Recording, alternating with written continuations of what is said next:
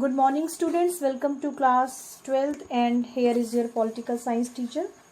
So class, let us start our chapter The Rise of Democratic Order. As I already discussed you about the emergencies which was imposed during the Indira Gandhi's government or in 1975. So let us continue that topic, and today's topic is what was the consequences that came out by the emergency which was imposed by the government. So जो emergency हमारी 1975 में ruling government के through लगाई गई, उसमें क्या क्या जो चीज़ें हैं वो उस समय उन लोगों ने इम्प्लीमेंट की.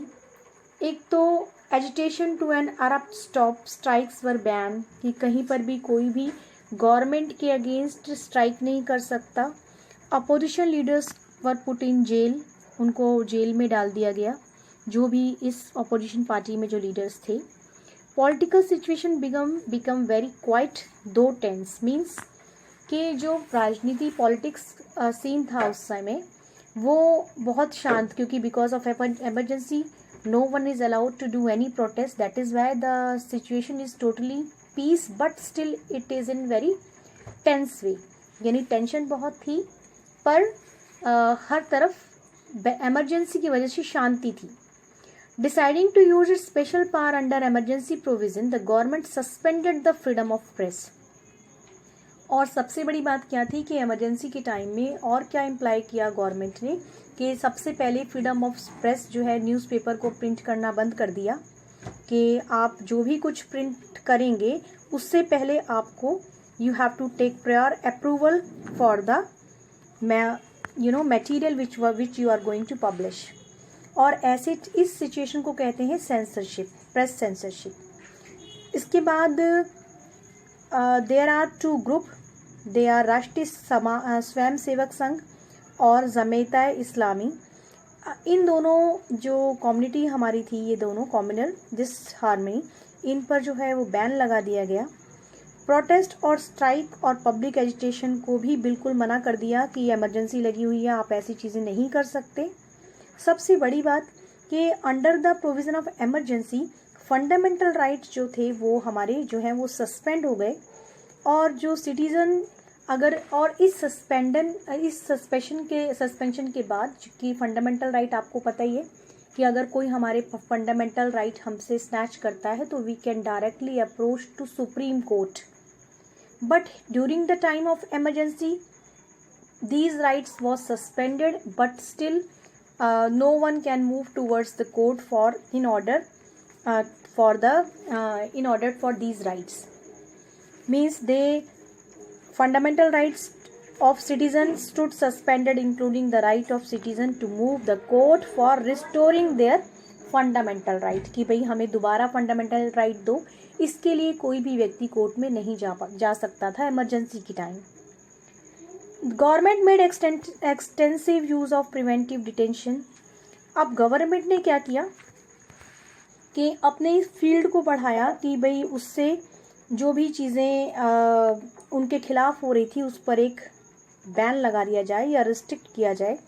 दिस प्रोविज़न, और इस प्रोविज़न के under people are arrested and detained not because they have committed any offense but on the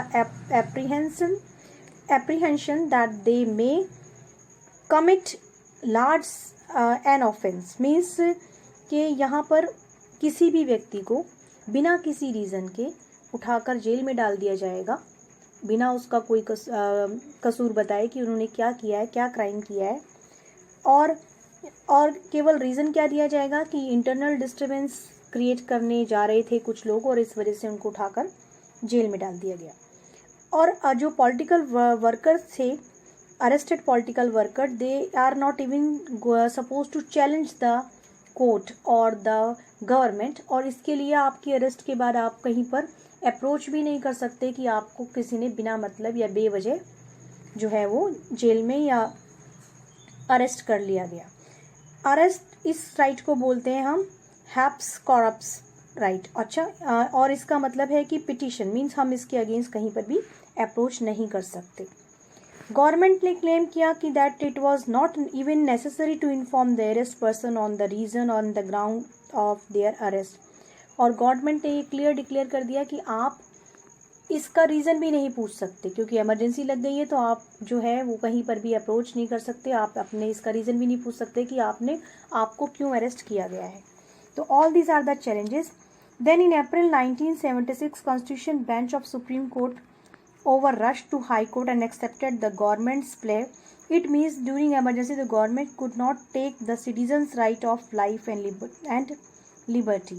और 1976 में, जबकि 1975 में इमरजेंसी इम्पोज की गई थी, 76 में जो है वो कॉन्स्टिट्यूशन का एक सुप्रीम कोर्ट का एक बेंच जो है उसको ये रिस्पॉन्सिबिलिटी दी गई कि rule the High Court and accept governments play, कि भाई वो गवर्नमेंट के जो भी उस टाइम पॉलिसीज़ हैं उनको एक्सेप्ट करेंगे, गवर्नमेंट की जो भी कहती है, क्योंकि गवर्नमेंट तो फाइनली रूलिंग गवर्नमेंट तो हमारी इमरजेंसी की वजह से अपनी पॉलिसी प्रोग्राम नहीं लॉन्च कर पा रही, लेकिन उसकी जो वर्किंग है it is under the court.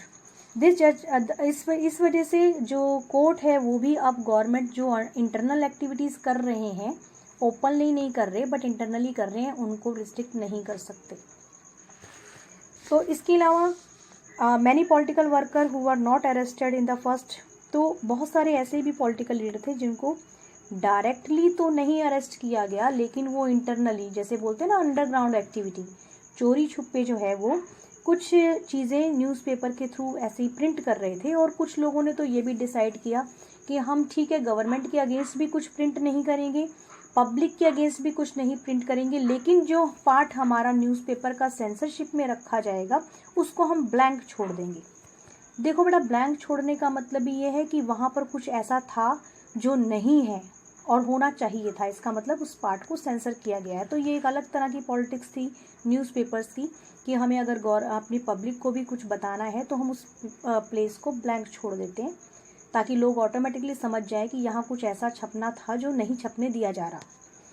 कुछ मैगजीन्स ने तो गुस्से में आकर अपना प्रिंटिंग ही बंद कर ली थी कि अगर आप हमें सच्चाई नहीं छापने दे रहे इमरजेंसी के टाइम, तो इससे अच्छा है कि हम अपनी जो है वो सेंसरशिप लगवाने से अच्छा है कि हम अपनी प्रिंटिंग को ही बंद कर दें। तो दे शट डाउन देयर प्रेस। इसके बाद many underground newsletters and leaflet was published to bypass censorship. Kannada writer Shiva Raman Karanth awarded, कुछ राइटर्स जो थे, कुछ ऐसे लीडर्स भी थे जिनको पद्मश्री और रत्न भूषण से जो है वो अवार्ड दिए गए थे, तो उन्होंने भी गुस्से में आकर कि जिस गवर्नमेंट ने अब एक्टिविटीज़ ही नहीं हो रही हैं तो हम इस अवार्ड को हम नहीं एक्सेप्ट करेंगे, तो उन्होंने इमरजेंसी की वजह से गुस्से में आकर अपने जो अवार्ड थे उनको भी रिटर्न कर दिया। पार्लियामेंट ने इस दौरान में इमरजेंसी के टाइम में कुछ चेंजेस अपने रूल्स रेगुलेशन में, रूलिंग गवर्नमेंट ने उनको अच्छा टाइम मिल गया कि वो अपने लिए कुछ ऐसे स्टेप्स ले सके कि जब इमरजेंसी हटे तो किस तरह से अपनी गवर्नमेंट को दोबारा से वर्किंग में लाएं और फिर से सिचुएशन को स्मूथ करें। नाउ तो what was they made one amendment. Indira Gandhi के टाइम में, इंदिरा गांधी केस में एक अमेंडमेंट हुआ था कि अब declaring the election of prime minister, president and vice president could not be challenged in the court, क्योंकि आपको पता है इमरजेंसी जो है वो इन इलेक्शन को, इंदिरा गांधी के इलेक्शन को चैलेंज करने के बाद ही लगाई गई थी। इसीलिए अब इस दौरान में इमरजेंसी के टाइम में ये रूल बना दिया गया कि आप जो है वो वाइस प्रेसिडेंट, प्रेसिडेंट और प्राइम मिनिस्टर के इलेक्शन को कोर्ट में चैलेंज नहीं कर सकते। और 42nd अमेंडमेंट जो है वो पास कर दिया गया इमरजेंसी के टाइम, जिसमें आप जो है वो सीरीज ऑफ